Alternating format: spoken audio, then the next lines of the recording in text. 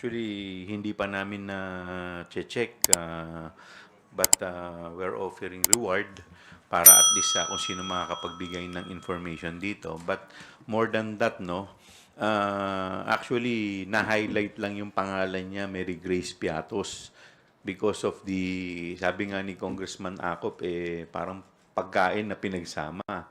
But more than that, hindi lang po yan yung nakita namin na problema dito eh. Marami po kami nakitang problema. Isa lamang yan sa mga nakita namin. On top of that, meron pa yung 158 na acknowledgement receipt na nag-issue sila ng mga dates na wala naman pong confidential fund. Nilabasan po sila ng AOM o yung Audit Observation Memo ng COA. So because of that, nataranta po sila to justify yung liquidation nila. Nag-produce sila ng maraming acknowledgement receipt, but because of the volume, they have to justify 125 million. May 60,000, may 40,000, may 400,000, iba-ibang amount. So, iba-ibang date ang involved. Kaya siguro, na-overlook na nila. Kaya ganito po ang nangyari. At hindi lang po yung 125 because this involves 612.5 million total. 500 million sa Office of the Vice President and more than 100 million sa DepEd. Ang mga na-highlight po kasi doon, on top doon sa sinabi ko pa, yung mga stroke po, parang bagamat iba-iba yung pangalan, pero yung stroke kung paano pinirmahan ito, isa lang. Tapos pati po yung ballpen na ginamit, iisang tinta. Well, sabi niya, magsasubmit na lang daw po siya ng sworn affidavit. But kami po, siyempre, hopeful pa rin na makarating siya. Dahil tingin namin, yung sworn affidavit is not enough. So, paano po namin maitatanong sa kanya yung mga...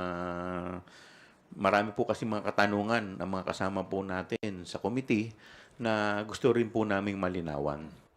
Dahil ikaw ay, marami kasi sa mga naging biktima nung nakaraan, puro mga alam naman natin, mga less fortunate na mga kababayan natin. Hindi naman porke mali yung ginawa nila, justified na mali rin yung gagawin natin. Meron tayong batas na sinusunod. Otherwise, kung hindi po natin susundin ang batas, at i-justify na lang natin, papatayin natin tao dahil gumawa siya ng mali, di pati tayo, gumagawa rin tayo ng mali. In fact, isa yan sa mga 10 commandments sa pinagbabawal, thou shall not kill. So far, wala pa naman pong paramdam, pero meron na po akong nakuhang informasyon na kahapon po dumating na po sa Pilipinas si Attorney Zulaika Lopez. So hopefully tomorrow ay maka-attend po siya. There is an S. May, gumanon yung S, may O. Siyempre, nung pinabasa sa kanila, bilang sila naman ang pinayagan nila yun eh. Siyempre, damay sila. Kailangan sabihin Piati. Pero ito, nandito, tinitingnan ko ngayon, Piatos talaga eh. I guess, wala na silang maisip na pangalan. So, Mary Grace Piatos na lang. Baka kumakain siya ng Piatos nung panahon na yon, nung ginawa niya. Yun po yung lumalabas. Kasi sa mga pangalan na ginamit, parang wala namang mga ganong tao. Tapos dun sa mga dates na nilabas nila yung acknowledgement receipt, ito yung mga dates na walang confidential fund, ang OVP at ang DepEd. At hindi lamang po isa, dalawa o tatlo. Marami pong mga acknowledgement receipt na labas sa mga buwan na walang confidential fund.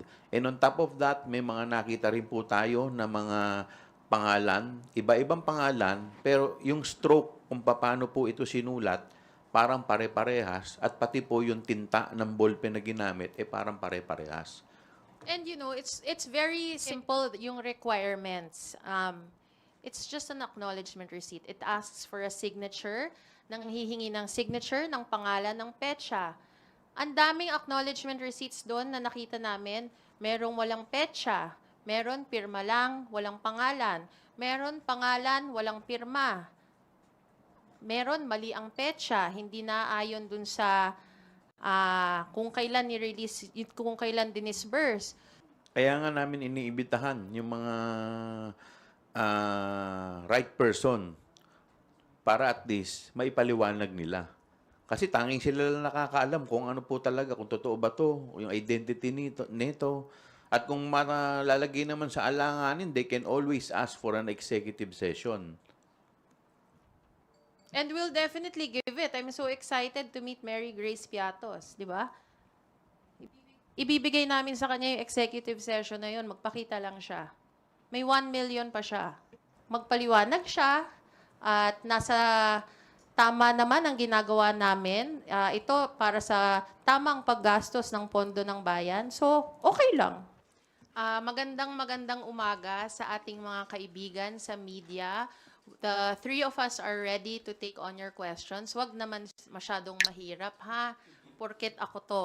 Oh, kaya natin to. Good morning, everyone. I hope we will be able to answer all your questions satisfactorily. Magandang umaga po ulit. Magandang umaga po sa ating lahat, of course, to Kong Zamora and Kong Chua, and sa ating mga kaibigang media. Maraming salamat po sa pag-imbita sa amin ngayon. And I'm here to give updates on the recent activities of the Office of the Speaker and House of Representatives in relation to the ongoing relief and rehabilitation efforts to the affected areas of the recent typhoons. Marami-rami to. So, magandang umaga po sa ating lahat. Thank you. To start with the first question for today, let us acknowledge Isa Bendaño Omali from GMA DCWB. Okay, Bibian Gulia from ABS-CBN2, you're recognized. Good morning, Sir. Kay Kong Chua po. Dito lang dun sa Mary Grace Piatos na pumirma po dun sa acknowledgement receipt supposedly. Na-check na po ba ng committee sa PSA kung meron pong Mary Grace Piatos na nag-e-exist?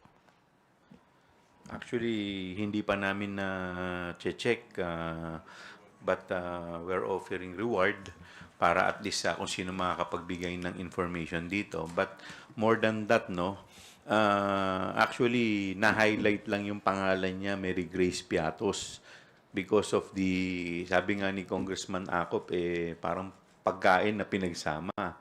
But more than that, hindi lang po yan yung nakita namin na problema dito eh. Marami po kami nakitang problema. Isa lamang yan sa mga nakita namin na problema. On top of that, meron pa yung 158 na acknowledgement receipt na nag-issue sila ng mga dates na wala naman pong confidential fund. So, meron po kami natuklasan doon. Like for example, yung November 2022, at that time, wala naman pong confidential fund, pero may in-issue po silang acknowledgement receipt. Meron din pong December 2023. So, ang sabi po nila na ito daw ay clerical error lang, typo error. Pero how do you explain 158 acknowledgement receipt na wala po sa mga buwan na 'yon? So, ang theory po namin, parang lumabas po yung itong mga acknowledgement receipt nung nilabasan po sila ng AOM o yung Audit Observation Memo ng COA. So because of that, nataranta po sila to justify yung liquidation nila. Nag-produce sila ng maraming acknowledgement receipt, but because of the volume, they have to justify 125 million. May 60,000, may 40,000, may 400,000, iba-ibang amount. So iba-ibang date ang involved. Kaya siguro na-overlook na nila, kaya ganito po ang nangyari. At hindi lang po yung 125 because this involves 612.5 million total.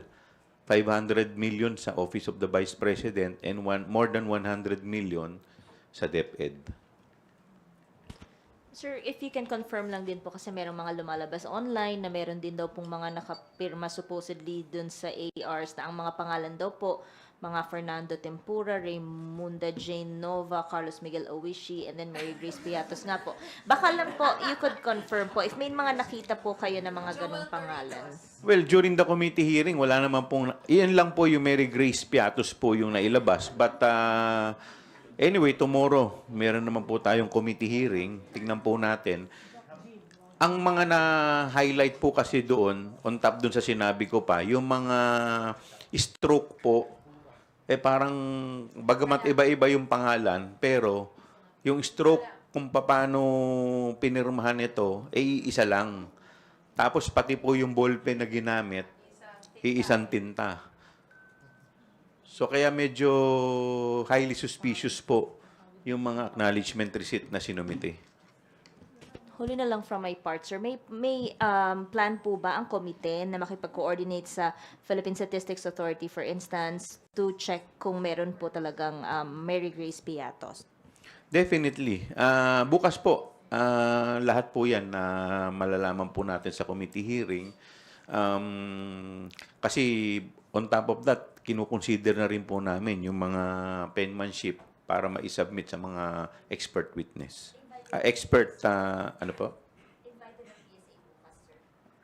Hindi pa namin na-invite Pero tinitignan pa namin yung ibang mga pangalan. Baka mamaya meron pang mga binabanggit ninyo. So at least isang pasadahan na lang. Yes, definitely we will coordinate. Thank you. Gab Lalo from Inquiry Online. I'll recognize you later, Rosalie. Thank you. Gab. Sir, ma'am, tomorrow, yun nga, may Blue Ribbon hearing. Do we expect VP Duterte's attendance? And tingin nyo attend siya, or what would happen if she would not attend? Well, sabi niya, magsasubmit na lang daw po siya ng sworn affidavit. But kami po, syempre, hopeful pa rin na makarating siya. Dahil tingin namin, yung sworn affidavit is not enough. So, paano po namin maitatanong sa kanya yung mga... Marami po kasi mga katanungan ang mga kasama po natin sa committee na gusto rin po naming malinawan. And sa totoo, tinatanggap talaga ng committee Kong Joel yung sworn affidavit. In fact, maganda yon. However, if she was able to come here last week, she should be able to go here tomorrow. In fact, nagpunta siya, nagulat ako nung dumating ang Vice President. Sabi ko, I think she's in the wrong hearing. And then it turns out she was there para bantayan yung kanyang father kasi nga daw hindi sumusunod sa mga kasama. And that was very kind of her. So, if she was able to arrive last week, we expect her to come tomorrow. Even though she said na hindi siya darating, we hope she'll arrive tomorrow. And so that she can answer the very pertinent questions. Kasi if she doesn't arrive, and then kahit may sworn affidavit siya, she loses her chance na mas mabigyang linaw yung mga issue na ito. Kung meron naman siyang, kung kaya naman niyang ipagtanggol ang sarili niya, she should come. Ma'am, sir, to follow up lang, doesn't it bewilder you na former President Duterte, Rodrigo Duterte, took an oath during the Quad Committee hearing, while si VP Sara, hindi naman siya nag-oath. I mean, they're different individuals, pero they're still father and daughter. Well, actually, sa kanya yun Problema niya yun. Hindi naman natin problema yun. Dahil unang-una, alam po ninyo, this committee hearing is not only about us Hindi tungkol sa amin, hindi rin tungkol sa kanya. Ang taong bayan ay nanonood po dito. At syempre, hindi mo rin maaalis na yung taong bayan ay magtataka. Bakit ayaw niya mag-take ng oath? Ano po ba yung kanyang tinatago? So kung sinasabi po nila na wala naman silang tinatago, na lahat naman irregular yung kanilang ginawa, so anong dahilan para hindi siya pumunta, para hindi siya mag-take ng oath, at para hindi niya sagutin ng maayos yung mga katanungan? On another topic, sir. Kahapon kasi nagsabi yung DOJ na they will investigate former President Duterte for possible violation of international laws. What can you say about this po? Well, it's a welcome development para at least nakita naman natin na may mga nangyari at nung nakaraang hearing ng Quadcom ay may mga inamin yung dating Pangulo. So it is high time na ito'y maimbestigahan na at yung mga taong sangkot dito. Although hindi pa naman natin matukoy talaga yung exact criminal liability nila, meron dyan yung nagsinasabi na may mga ah, yung ano, yung reward system, 'di ba? Kung saan nai-implicate yung pangalan ng dalawang senador, si Senator Bato at si Senator Bongo. So, I think it is high time na maimbestigahan to at siguro opportunity rin para sa mga naaakusahan na masagot ito. Ma'am, kahapon kasi Yun sa sa DOJ. DOJ. Well, we welcome it. It's sarili naman nilang investigasyon ito. Ito, investigasyon naman ng Kamara. So, nakikita namin kasi dito sa aming Quadcom, nakikita naman namin, obviously, somebody is guilty. We can't say yet up to kung hanggang saan sa chain of command, kung sino ba talaga sa kanila, but somebody has to answer, somebody has to pay the price. Libo-libong tao ang namatay. And so we absolutely welcome this. We can't wait for ano ang madiscover nila. Follow up lang regarding po dun sa sir, sa reward system. Hindi kaya mahihirapan yung mga government agencies and even yung Quadcom. Kasi parang papalit-palit yung mga statement ni former President Duterte. At one point sinabi niya na meron. Tapos sasabihin niya later on hindi totoo yung sinasabi ni Colonel Garma. Then sasabihin niya eventually yung campaign funds niya raw ginamit niya as reward. Paano po kaya yan, sir? Alam mo, hindi lang naman magre-rely sa statement ng isang tao. Pag ikaw ay nagkakaroon ng preliminary investigation, hindi ka lang naman magre-rely dun sa statement ng isang tao. Lahat yan babalansehin, lahat yan titignan. At kung may mga iba pa na gustong magbigay ng kanilang mga salaysay, welcome. Lalong-lalo na yung mga, I suppose, mga nagigilty ng mga nag-participate nung nakaraang administrasyon. Alam po ninyo, hindi naman din justified na sinasabi nila ay dahil ikaw ay, marami kasi sa mga naging biktima nung nakaraan, puro mga alam naman natin, mga less fortunate na mga kababayan natin. Hindi naman porke mali yung ginawa nila, justified na mali rin yung gagawin natin. Meron tayong batas na sinusunod. Otherwise, kung hindi po natin susundin ang batas at i-justify na lang natin, papatayin natin tao dahil gumawa siya ng mali, di pati tayo gumagawa rin tayo ng mali. In fact, isa yan sa mga 10 commandments sa pinagbabawal, thou shall not kill. Thank you, Gab. Billy Vegas from Abante Politico. Habol ko lang po kung si VP Sara nagsabi na hindi pupunta. Si COS po ba? O VP COS Zuleika Lopez. Nagparamdam na po ba kung pupunta siya or hindi? So far, wala pa naman pong paramdam, pero meron na po akong nakuhang informasyon na kahapon po dumating na po sa Pilipinas si Attorney Zuleika Lopez. So hopefully tomorrow ay maka-attend po siya. Itutuloy na po ba yung warning na i-condemn siya pag hindi siya dumating? Pag-aaralan namin kung depende po 'yan kung ano mangyayari bukas. Depende po sa kanyang attendance at i-discuss din po namin kung siyempre unang-una yung pagpapareceive niya ng subpoena. Rosalie Cas of UNTV.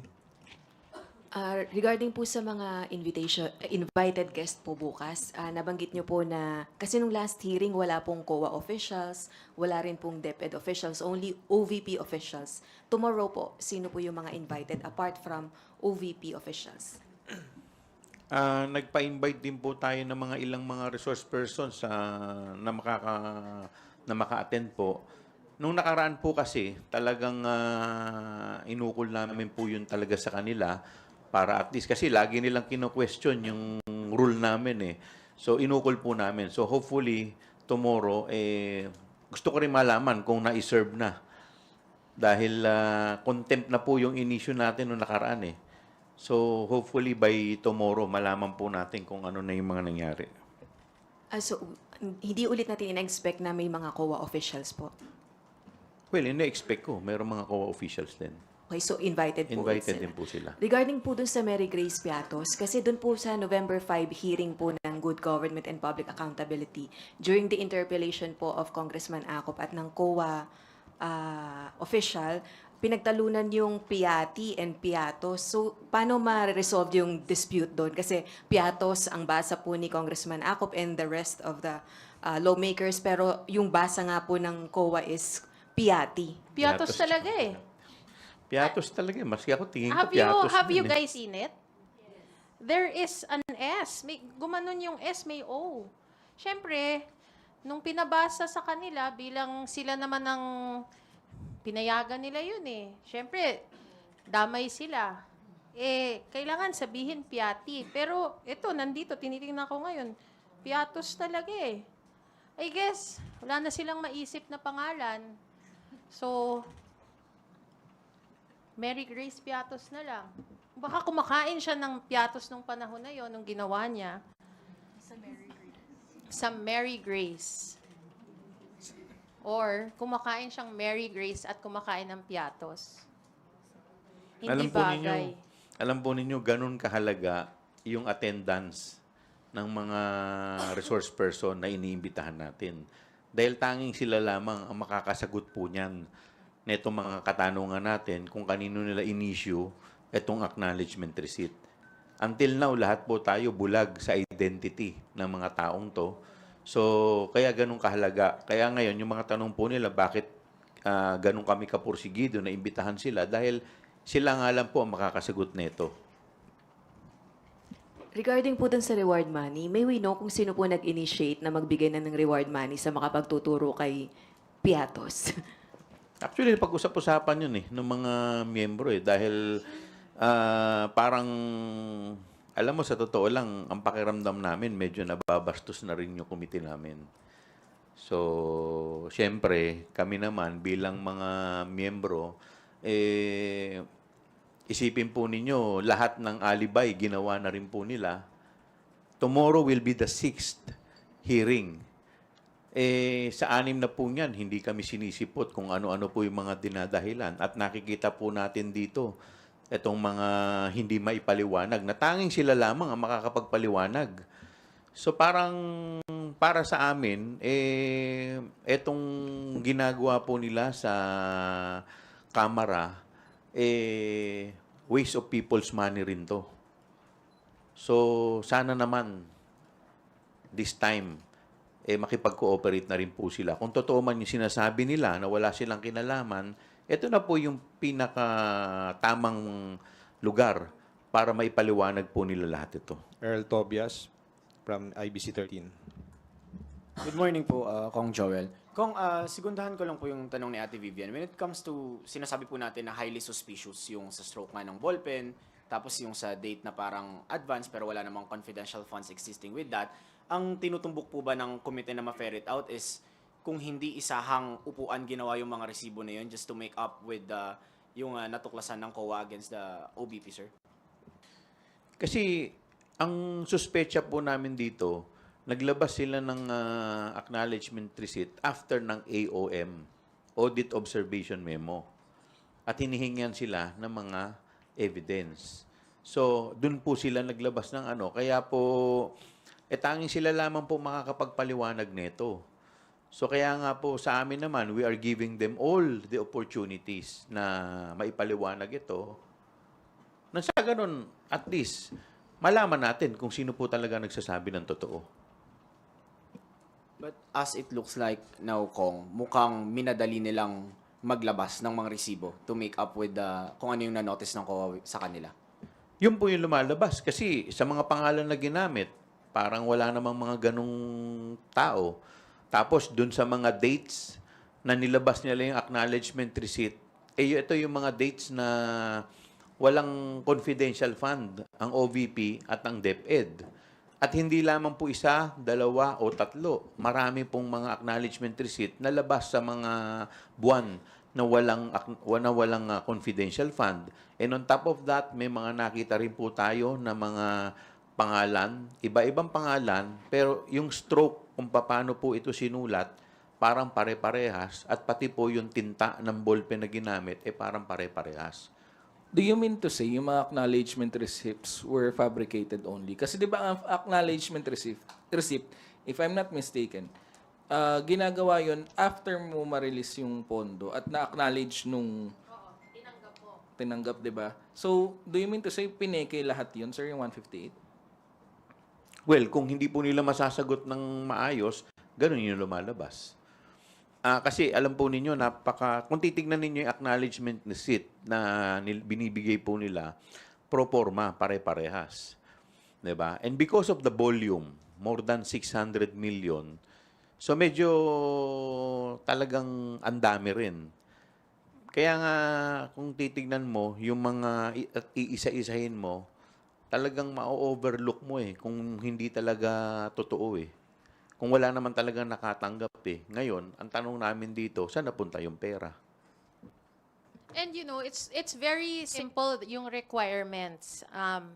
It's just an acknowledgement receipt. It asks for a signature, hihingi ng signature ng pangalan ng petsa. Ang daming acknowledgement receipts doon na nakita namin. Merong walang petsa, meron pirma lang, walang pangalan. Meron pangalan, walang pirma. Meron mali ang petsa, hindi na ayon dun sa kung kailan ni-release, kung kailan dinisburse. So, alam mo, napaka-simple lang sana nung requirements para mai-release yun, hindi pa naigawa ng tama. So, it's very, on my end, talagang kaduda-duda. Magbibigay ka, maglalabas, 150,000, X amount, hindi man mapapirma, di ba? Pare-parehas ang sulat, pare-parehas. If you go back to it, talagang yung pagsulat ng mga petsa, iisa lang iniba lang yung mga pangalan. Meron, wala pang pirma. Ang napakalaking halaga, pero ganito na nga lang ang requirement, hindi pa maitama. Kaya talaga pong, it casts doubt. And that's why we ask that the Vice President and the SDO ay magpakita at magpaliwanag naman.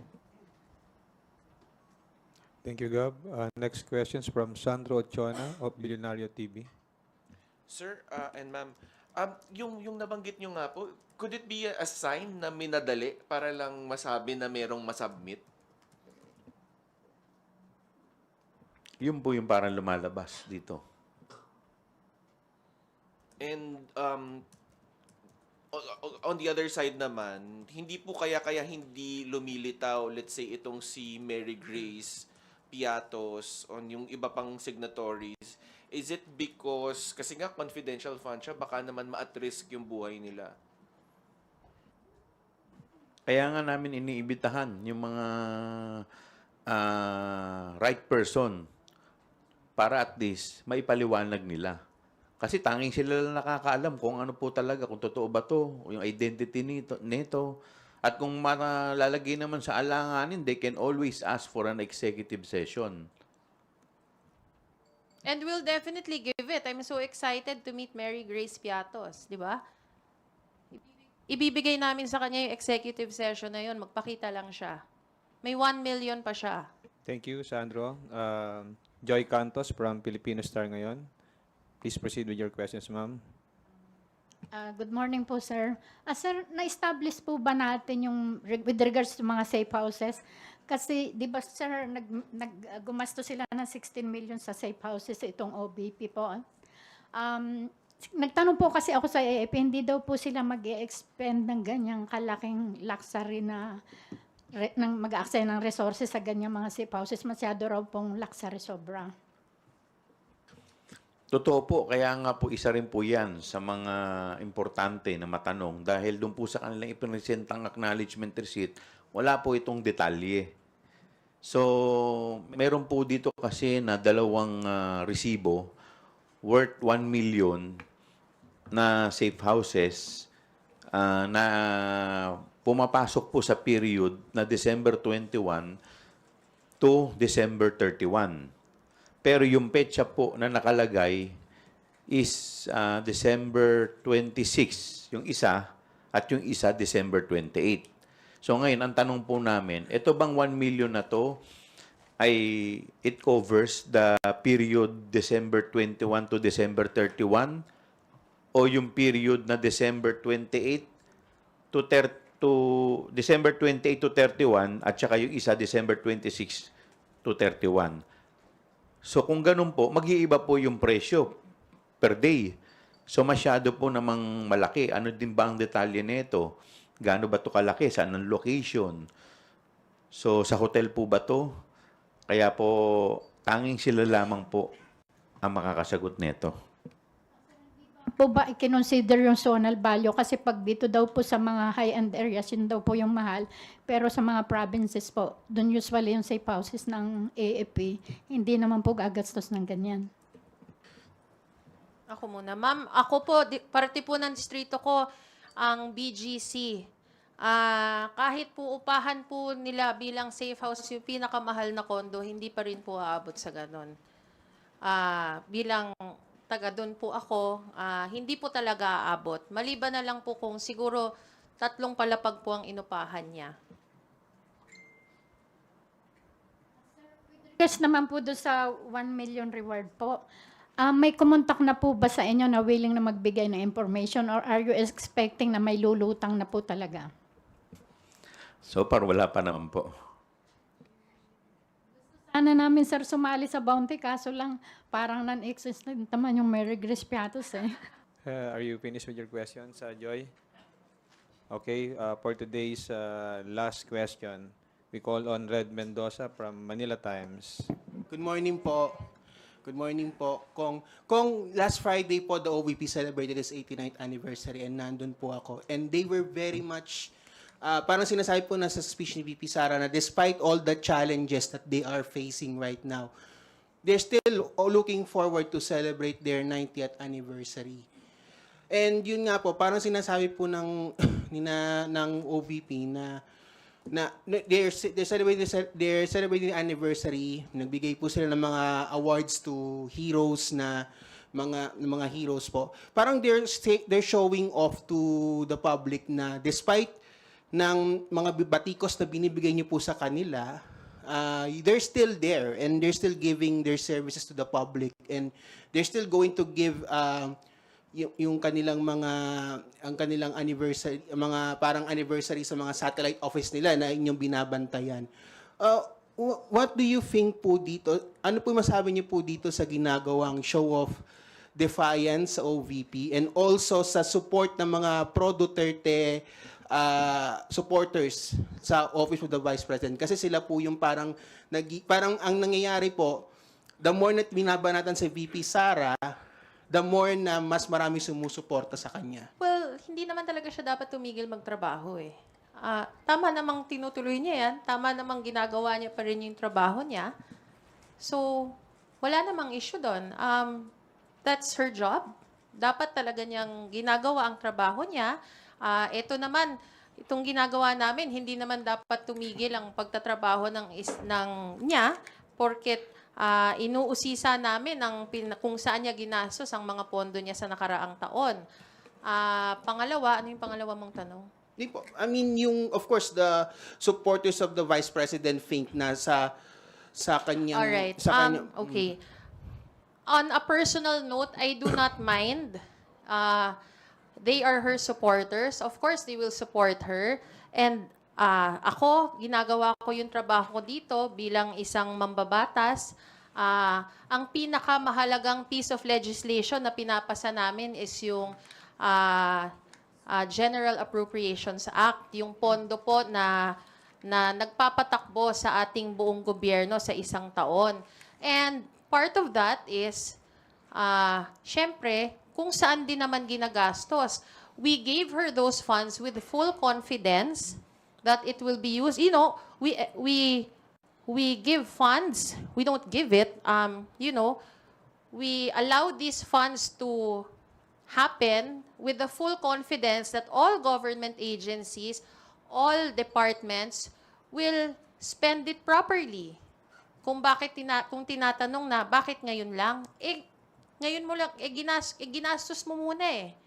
So, ang pananaw namin, kailangan naman ayusin ang paggastos naturalmente. Hindi po ito pamumulitika. So, we don't mind yung kanyang supporters. We don't mind all the bashing. Basta kami, magpaliwanag siya at nasa tama naman ang ginagawa namin. Ito para sa tamang paggastos ng pondo ng bayan. So, okay lang. Nire-respeto po namin yung mga supporters niya at ang kanilang paniniwala. Sa amin naman pong parte ay ginagawa rin po namin ng aming trabaho. In fact, ang talaga naman pong number one na challenge dito sa aming ginagawa ay yung mga batas na dapat na maipasa namin. Kaya nga po, ito pong ginagawa namin is in aid of legislation. And in the course of the hearing, may mga batas na po kaming mga naiisip, may mga resolution, at may mga, in fact, pati yung COA mismo, nakita na rin nila yung mga dapat nilang ayusin. Isa na po dyan, yung joint circular na kanilang in-issue. So, sa amin lang, nating personal, trabaho lang. Last na lang po on my end. Yung affidavit po ba ni Vice President na she might submit during the hearing po, she might submit po.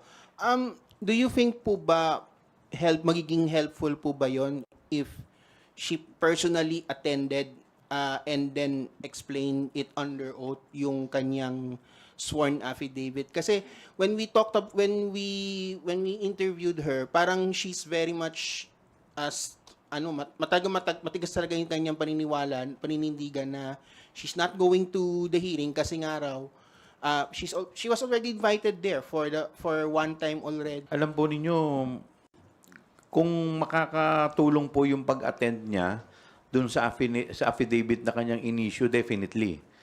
At least po, malinawan po yung mga miyembro po ng committee. At kasi baka mamaya may mga nakalagay doon na hindi naman na ipapaliwanag ng maigi. So yun po yung tamang opportunity nang marinig po natin mismo sa bibig po ng ating Vice Presidente. Thank you, Red. Apologies, I overlooked a request from Earl of ABC 13 to ask question. Go ahead, Earl. Thank you po. Last na po, Kong Pam and Kong Joel. Meron pong letter from the Presidential Legislative Liaison Office po addressed to Senate President and then copy furnished to Speaker po with the President highlighting po yung urgency ng pagpasa ng House Bill 10800 o yung basically yung bill po natin for the budget next year. Statement lang po natin from our end as yung sinabi rin ng Pangulo na sana ma-ensure na itong matapos agad para hindi ma-interrupt po yung government functions. Thank you po. Kami naman dito sa House, tapos na kami. And we also expect naman that, we believe that the Senate nasa tamang timeline pa rin naman po sila para kanilang matapos ang pagtalakay ng national budget. Tama po yun. At talaga namang napakahalaga na maipasa po natin yung budget nang sa ganun yung mga programa po na pinapatupad po ng ating Pangulo ay hindi po maantala. Hindi na naman po natin malaman kung may bagyong darating na naman by next year. So, ganun kahalaga na yung budget ay maipasa po ng maaga para tuloy-tuloy po yung pagsiservisyo natin sa gobyerno. Thank you. Before we conclude this press conference, we request our speakers to share their brief closing remarks.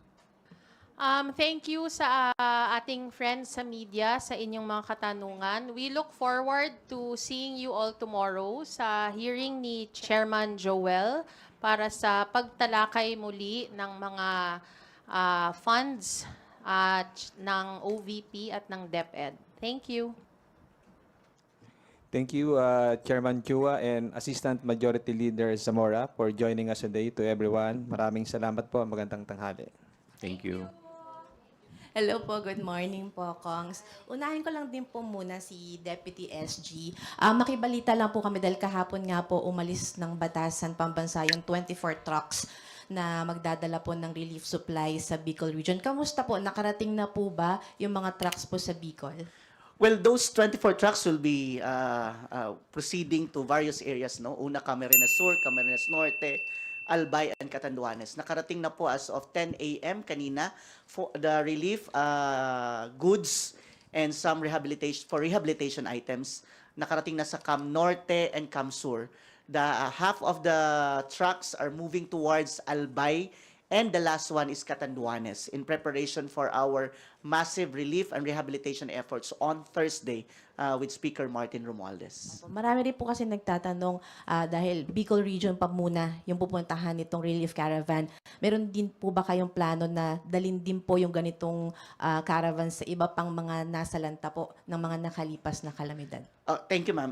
Actually, yung lahat ng nasalanta ng nakaraang mga bagyo, Christine, Leon, Marcen, Nika, Ophel, at ngayon nga, Pipito, inuna lang natin kasi yung Bicol kasi 2 beses silang binuyo ng bagyo, no? And the massive destruction na nandun ngayon ay kailangan talaga ng mas malawak na efforts. Samantalang, Region 1, Region 2, and Calabarzon and Region 8, nagpadala na din po tayo ng relief goods doon at nagpadala na din, nag-endorso na din sa pamamagitan ng Office of the Speaker at sa utos na din ni President Bongbong Marcos, nagbigay na din tayo, nagpa-endorse na din tayo ng pondo para sa ating mga House members para mabigyan din ng cash assistance ang mga taong naapektuhan, lubhang naapektuhan ng calamities for the past 4 weeks already. Related din po sa calamity kasi po naglabas ng statement yung Office of the Executive Secretary na umaapil po sa mga ahensya ng gobyerno na huwag magdaos ng maggarbo masyado or marangyapong Christmas party bilang pakikiisa po sa mga nasalanta ng mga nakalipas na calamity. Dito po sa House of Representatives, meron po ba kayong plano? Kasi po usually may mga Christmas day po kayo na nagpapailaw at iba pang mga parties din po na isinasagawa. Papaano po makikiisa rito yung Kamara? Of course, we will sympathize sa lahat ng mga naapektuhan ng recent calamities. In fact, noong November 30, supposedly, may HREF month tayo celebration. And it's a big gathering, supposedly. Pero the administration and the leadership of the House and per appeal of the Speaker, Speaker Martin Romualdez, ay kinancel po natin yung lahat ng mga activities na yun and all the financial cash na available ng activity na yun ay dinonate din natin at binili ng mga relief goods para maibigay dun sa mga lugar na nasalanta ng bagyo. So, we are one with the nation to really call for just a simple celebration and to be one with our constituents in various districts, lalo na yung mga kongs natin na lubhang naapektuhan itong mga bagyo. Hingan ko na rin po ng statement po si Kong Zamora and Kong Chua regarding po doon sa statement ng ES. Thank you po. Well, ever since naman, mula nung nakaupo ako, never naman talaga kami nagkaroon ng magarbong selebrasyon dito. Kahit Christmas party, we always just gather here in the house. We never really never kami lumabas. Dito lang sa house, kumakain lang kami. So, it's always been simple and we assure you that it will be even simpler. Kung pwedeng wag na kaming kumain, go. Oo. Gagawin namin. Yun lang naman talaga yung ginagawa namin pag Christmas party. Never naman kami naging magarbo. Pero bilang ibigay na lang natin sa mga binagyo. Oo. Tama po yung sinabi ni Congresswoman Pami. In fact, siguro I would encourage lahat ng mga congressman, no, pati sa kanilang mga district to do the same para at least medyo kung lalo-lalo na yung mga distrito na hindi naman nakaranas para at least to sympathize din naman with the other districts na dumadaan ngayon sa mga pagsubok. Actually, hindi lang naman kasi ito yung first time or na nagkaroon ng ganito, halos nagkasunod-sunod So, nung bagyong Christine, marami rin naman tinamaan. Tapos ngayon, eto na naman tayo. So, sana. But, syempre, kaya naman din natin but, syempre, okay lang naman na mag-celebrate kahit na simple dahil, syempre, lahat naman din to, we have to always remember yung birth ng ating Panginoon. And at the same time, yun na rin yung way natin para makapagpasalamat sa Diyos. Thank you, Isa. Kat Porbes from Radyo Pilipinas for her questions. Good morning po. Balik lang po ako dun sa ating ayuda po para sa mga naapektuhan ng bagyo. Baka po may figures na po kayo kung yung total po siguro ng ating mga naipamahaging tulong. And nabanggit din po na magkakaroon po tayo ng mini BPSF. Ano po ba yung magiging laman ng BPSF po na yon? Okay, thank you very much, ma'am. Actually, hindi lang tayo nag-focus doon sa relief and rehabilitation efforts, no? The Speaker, Speaker Martin Romualdez, has an instruction already in response to the call of the President na buhusan ng serbisyo yung mga nasalanta din ng bagyo or various typhoons na dumaan, no? And dito sa Bicol, gagawin po natin sa bawat probinsya yung mini BPSF kasi hindi lamang relief ang kailangan nilang i-rebuild yung bahay nila, kailangan nila ng emergency employment, kailangan matingnan yung kalagayan ng kalusugan nila. Kung may iba pa silang pangangailangan ay dapat nandun yung whole government approach para mas madali silang makabangon. That's the instruction of the Speaker and that's our appeal to the other national government agencies to be one with us in this call for rehabilitation of this area. Pangalawa, yung sa unang tanong, magkano na ba? We have been allocated 850 million already para na cash assistance to 170,000 families affected in the Bicol region. Sa Bicol region pa lang po ito. And nagsimula na po yung distribution ng cash assistance nila noong November 13 pa lang po. At tuloy-tuloy, araw-araw to cover the 170,000 families affected by these recent calamities. Masaya po kaming i-announce sa inyo na doon sa 24 trucks na hinatid natin sa Bicol, mostly po nun ay bigas. That's around 650,000 kilos of rice ang ipamamahagi natin doon sa 4 na probinsyang nabayo nung itong mga bagyo. And meron din pong ang NHA, together with private partners nila at ang DSUD, yung mga developers ng mga bahay, ay kung saan man sila situated na probinsya ay magko-consolidate sila para magkabuo ng mga materials, construction materials para maibigay doon sa rebuilding ng houses ng mga nawalan talaga ng bahay. Of course, si Philrica and of course ang National Electrification Authority ay nagbigay din ng ayuda dahil ang daming posting na tumba ng bagyo, no? So itatayo din ulit yon because there are areas na wala pa talagang kuryente. So we will provide also some assistance towards that end. The rice, the clothing, the canned goods ay ibabahagi din po. Yung ground zero natin sa Catanduanes ay pupuntahan ni Speaker ngayong Thursday para personal niyang maihatid din yung ibang ayudang maibigay natin. In total, in all these calamities, no, it's a combination of private and government funds. Ang mga Kong ay masaya po tayong nag-announce na yung mga hindi natamaan ng bagyo ay nagbigay din po ng suporta. Kaya nakabuo tayo ng 24 trucks papuntang Bicol dahil po dun sa contribution din ng ating mga house members through their personal funds. And parati naman po, naging tradisyon na din po yan ng House of Representatives, hindi lamang yung Quick Response Fund ng Office of the Speaker, kundi yung contribution din ng ating mga mahal na House members doon sa mga areas na nasalanta ng bagyong nabanggit natin. Medyo marami ito. Nag-convoy kasi itong, parang may party lang siguro silang pupuntahan. Sabay-sabay silang dumaan din, no, sa parehong daan. So hopefully we are praying, no, na sana hindi na masundan at kung meron man ay hindi ganun ka-destructive dito sa mga nakaraang bagyong naranasan ng ating mga kababayan. Pasko na naman. No, I hope everyone can have a wonderful Christmas, lalo na yung nasalanta nito mga recent typhoons. DSG, add ko na lang din po, meron pa po ba tayong inaasahang iba pang Bagong Pilipinas Serbisyo Fair during this year po?